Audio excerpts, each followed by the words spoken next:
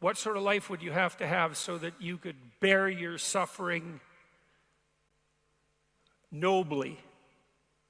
That's a good question to ask yourself.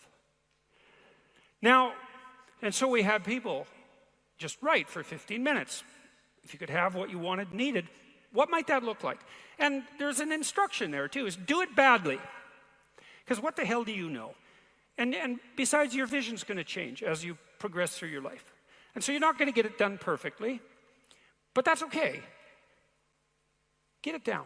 Get a rough first draft down, right? A rough approximation of who you could be if you got your act together. Not who other people think you should be, you know? Although that might enter into it because you don't want to be completely...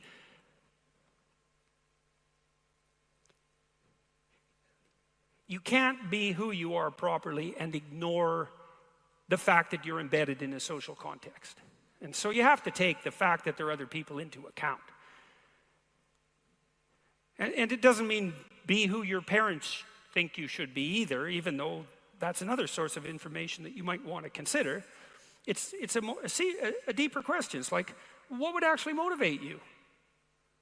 And you might think, well, I could never have that. It's like, that's not the question that's being addressed here. Although I would say, there's no sense floating off into some kind of impossible juvenile fantasy. And we're making an assumption that you're taking the question seriously and that you're going to remain within the bounds of what you regard as sanely reasonable.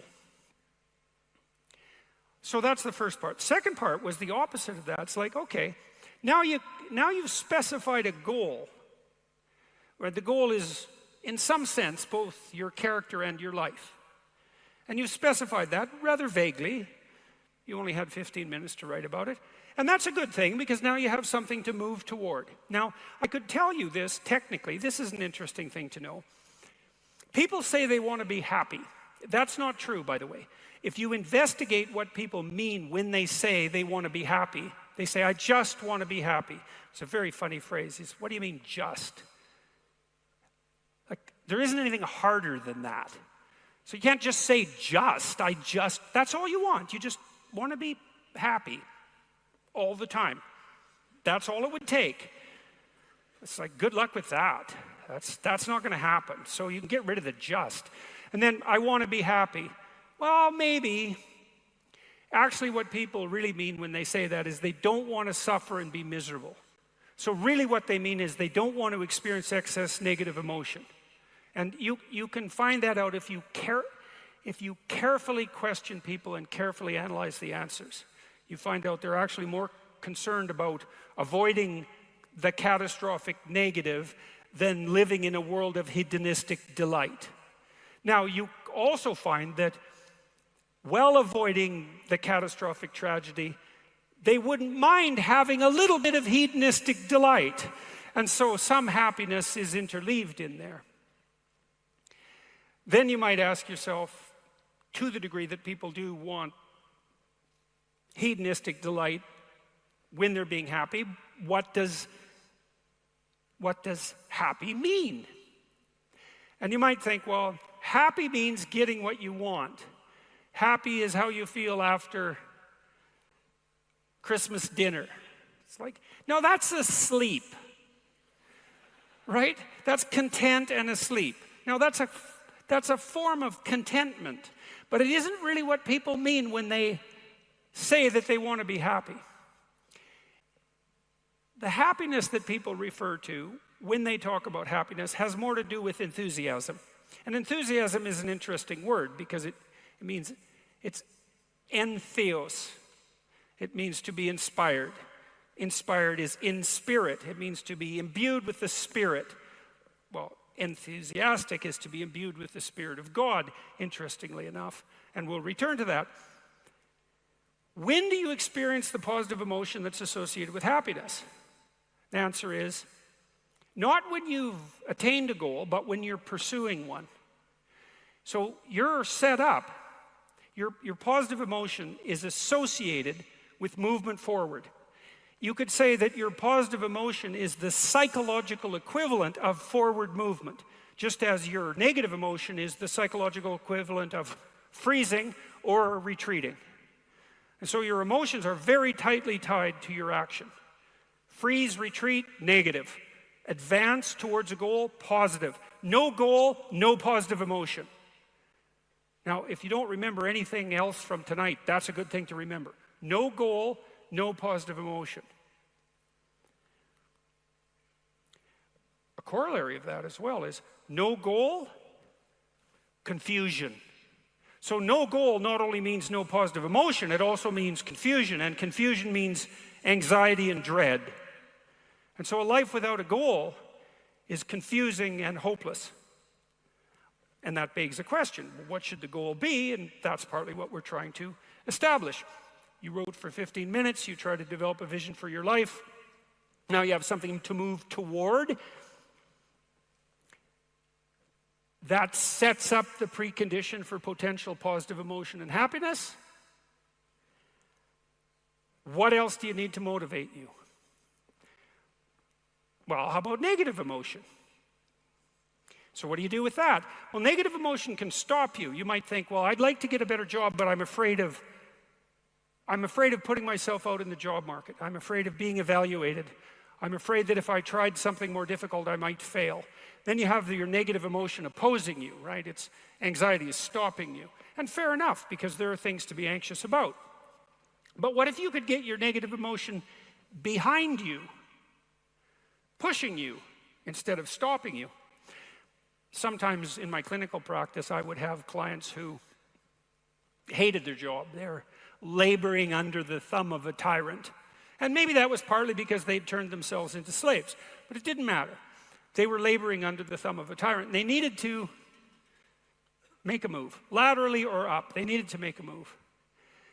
And they were often afraid to. And they had their reasons. They didn't want to contemplate their resumes. They didn't want to open up their CVs. They didn't want to face the inadequacies of their past. They were afraid of being evaluated. They were afraid of being rejected. They didn't know how to negotiate.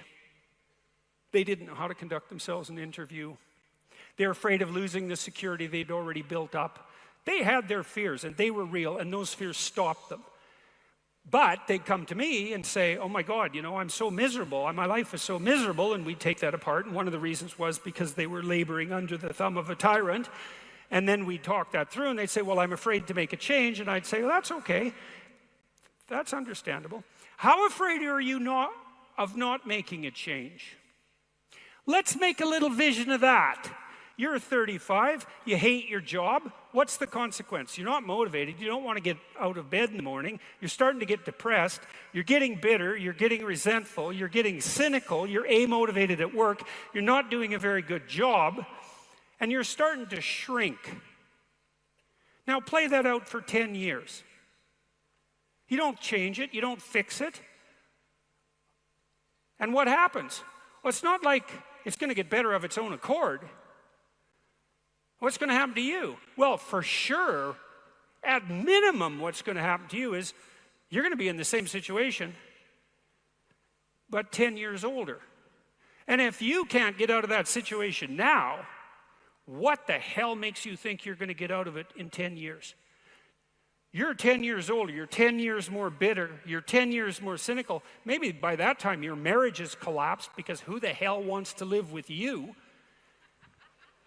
You're even more of a slave than you were because you've labored another 10 years under the thumb of the tyrant and stepped backwards every time you were asked to, so you got smaller and smaller as the tyrant got bigger and bigger.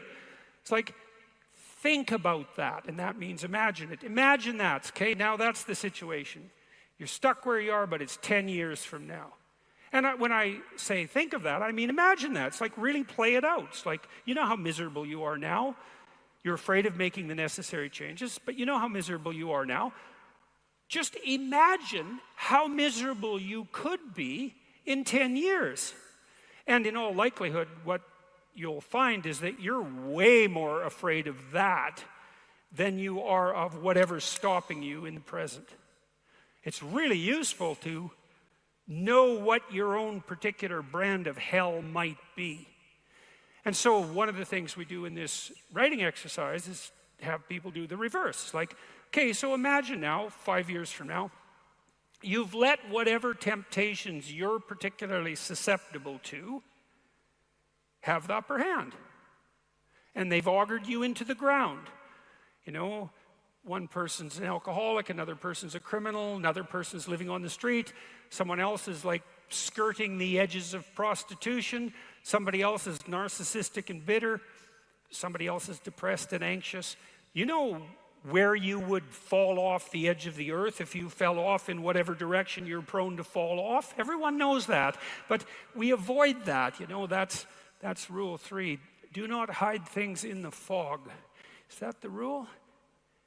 Do not hide unwanted things in the fog. Yeah, well, we often won't allow ourselves to imagine the catastrophe that we're pursuing. Let's say through inaction. That's a good thing to fix.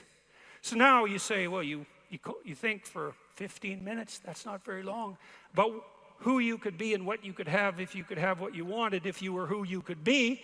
And then you think about what sort of hell you could produce for yourself if you didn't do that. And that's not a bad polarity. It's like, I'm going to get away from that and I'm going to move towards that. And then you have your negative emotion working for you and your positive emotion working for you. And that's a good gradient, and that's a great gradient emotionally because, as I said, you don't experience positive emotion except in relationship to a goal.